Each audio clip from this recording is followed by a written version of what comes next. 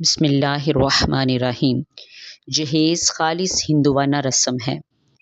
یہ ہندوؤں سے مسلمانوں کے اندر آئی اور مسلمانوں نے اس کو لازم پکڑ لیا، جبکہ اس کی حقیقت یہ ہے کہ یہ خالص ہندوانہ رسم ہے۔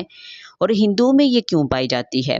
ہندوؤں میں اس لیے پائی جاتی ہے کیونکہ ان کے سسٹم میں لڑکی کا وراثت میں کوئی حصہ نہیں ہوتا۔ چونکہ وہ لڑکی کو وراثت میں سے کوئی حصہ نہیں دیتے، اس لیے وہ جہیز کی شکل میں لڑکی کو کچھ نہ کچھ دے دیتے ہیں۔ اسلام میں تو لڑکی کا والدین کی وراثت میں باقاعدہ حصہ ہے، تو اس لیے اسلام میں جہیز کا کانسیپٹ نہیں ہے۔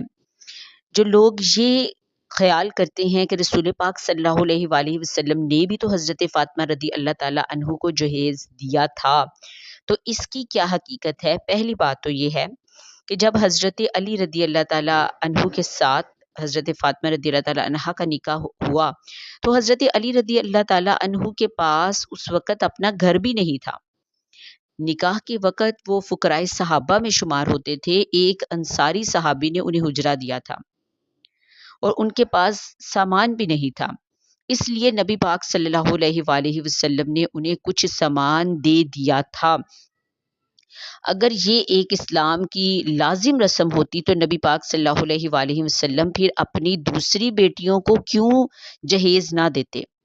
رسول پاک صلی اللہ علیہ وآلہ وسلم نے جب اپنی دوسری بیٹیوں یعنی حضرت ام کلثوم رضی اللہ تعالی عنہا اور حضرت رقیہ رضی اللہ تعالی عنہا کا جب نکاح کیا، تو اس وقت حضرت عثمان غنی رضی اللہ تعالی عنہ کے گھر میں سب کچھ تھا، تو نبی پاک صلی اللہ علیہ وآلہ وسلم نے ان کو جہیز نہیں دیا۔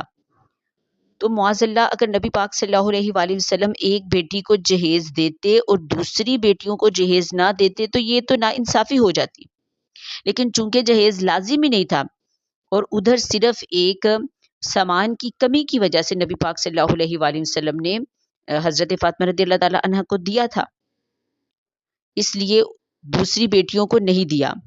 صرف یہ مسئلہ تھا کہ حضرت فاطمہ رضی اللہ تعالی عنہ یعنی حضرت علی رضی اللہ تعالی عنہ کے پاس نہیں تھا، اس لیے حضرت فاطمہ رضی اللہ تعالی عنہ کی مدد کی، لیکن جہیز ایک لازم رسم نہیں ہے، ورنہ نبی پاک صلی اللہ علیہ وآلہ وسلم اپنی ساری بیٹیوں کو دیتے۔ لہٰذا جہیز ایک ہندوؤں سے ہمارے کلچر میں آئی ہوئی رسم ہے، لہٰذا اس کا تدارک ضروری ہے۔